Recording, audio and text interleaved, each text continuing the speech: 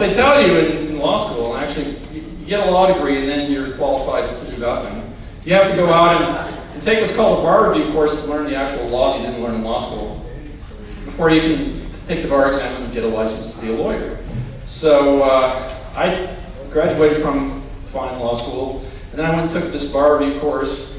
And one thing they did, when we got to the section where they were telling us about the multiple choice part of the exam, every state has this multiple choice part of the exam, the woman who was telling us about it said, okay, anytime you're given a choice that says the 10th Amendment, you know that's wrong. Like, never mark that. Why? Why do you never mark that? Thomas Jefferson in 1791 said, I understand the underlying principle of the federal Constitution to be, whatever powers are not delegated to this government by the federal Constitution or denied by it to the states are reserved to the states for the people. He put that in quotation marks because that's the 10th Amendment. And he says this is the underlying principle. And when I took the bar review in 1990, they said, don't mark this, it's never right. Right, so Jefferson's underlying principle, the main thing to know, by 1990 had become, this is never right. Right? That's why my last book is called Who Killed the Constitution? Jefferson would not have he would have recognized our model because the model we have now is called the British model. Right? We are entitled to legislate for you in all cases whatsoever. Right? That was King George's version of a constitution. And that's what we have.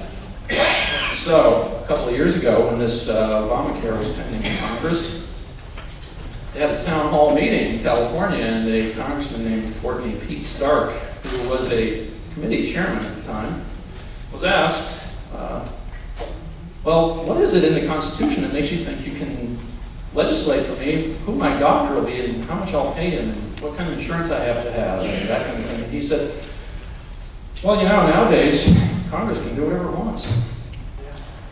And actually, there was another press conference. That was at a town hall meeting. At a press conference, then Speaker of the House, Nancy Pelosi, was asked, what is it in the Constitution that makes you think you can adopt a law like Obamacare? And she said, this is a quote, ha ha ha. You have to be kidding. Ha ha ha. Right? So, again, the point is, the same thing as the woman told me when I was taking the bar review course, right? The 10th Amendment is just never right. It's laughed at. It's funny.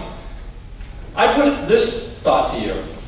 Americans invented written constitutions. As I said before, the British don't have one.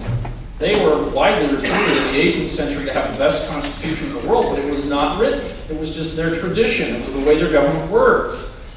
The Empress of Russia, the foremost philosopher in Switzerland, Rousseau, the finest thinker in France, Voltaire, the best French political writer of the 18th century, Montesquieu, they all said Britain has the best constitution in the world, but it was not written.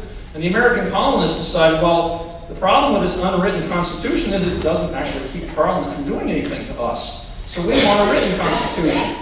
Written constitutions have one function. They have one function.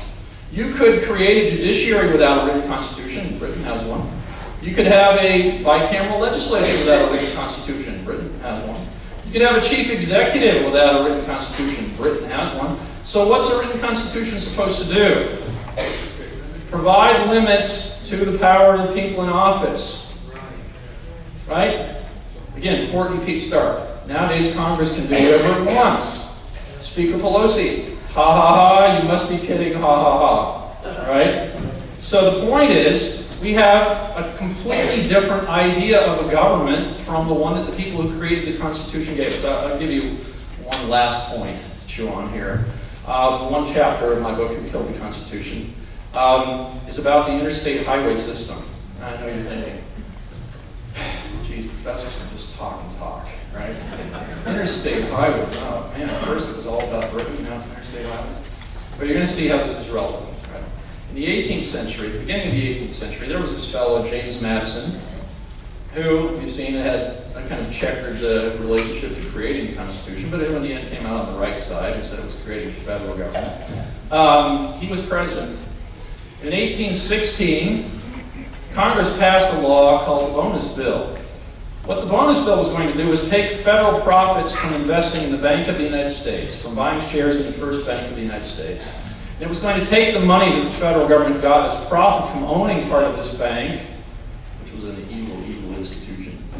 And it was going to spend this money on building roads, canals, and bridges all over the country.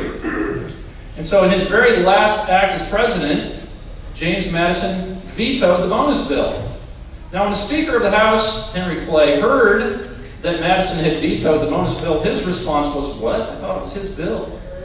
And in fact, in their annual State of the Union messages, both President Jefferson, Madison's predecessor, and Madison, each of them had been president for 8 years, both of them twice called for Congress to spend money on roads, canals, and bridges. But Madison also said, and in case you find a defect in your authority, please apply the constitutional remedy. That's typically elliptical Madisonian language for, you don't have power to do this, so amend the Constitution first, right? They didn't. So in his last act as president, even though he wanted this program, Madison vetoed the bill because he said, I look at the Constitution, I look at the list of powers of Congress, nothing in there about building roads, canals, and bridges. I told you should have amended the Constitution, you didn't veto.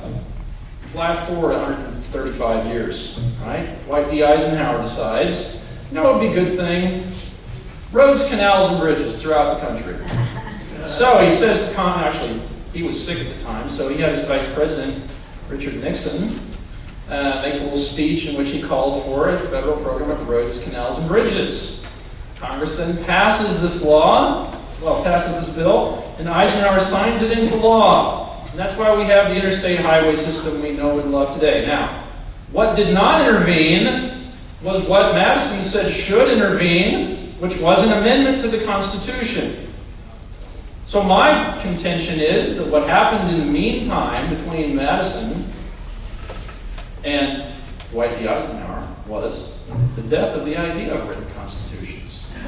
If we're going to have a constitutional government, it can't be just about saying the Pledge of Allegiance and voting every 4 years for a new president, right? This is not the political culture that the American Revolution was intended to make. Rather, freedom, as it was understood by people who made the American Revolution, meant limited government. In fact, they're named for a system like the one the British had said they had. We can legislate for you in all cases whatsoever. The American revolutionaries had a word for that. They called that slavery. Slavery. They said they were being subjected to slavery. The plan that the British have in mind for us is to reduce us to a state of slavery, one in which the Parliament can do what it wants with our property, can do what it wants with our persons, can do what it wants with our posterity. Actually, come to think of it, if I had to choose, I'd rather have King George than 4D Pete Stark telling me, he was actually a better guy, telling me what I should do in all cases whatsoever. However, being an American, I can't say I really like either model, but would much prefer the one that the American Revolution was intended to instantiate permanently. Nothing in politics is permanent, and so we could resuscitate it, or the situation can continue to deteriorate. That's our choice. I'll leave you with that happy thought. Thank you for having me.